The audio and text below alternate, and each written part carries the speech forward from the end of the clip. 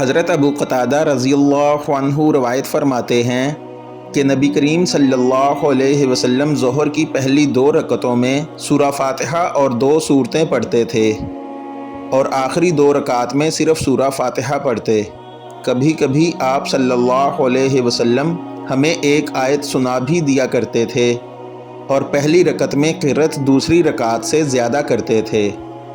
آپ صلی اللہ علیہ وسلم کا عصر اور صبح کی نماز میں بھی یہی معمول تھا۔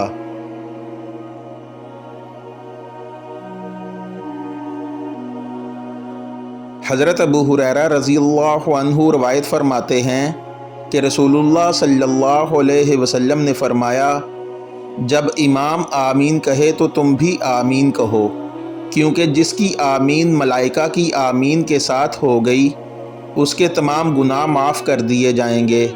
راوی حدیث حضرت ابن شہاب رحمۃ اللہ علیہ نے بیان کیا کہ رسول اللہ صلی اللہ علیہ وسلم بھی آمین کہتے تھے۔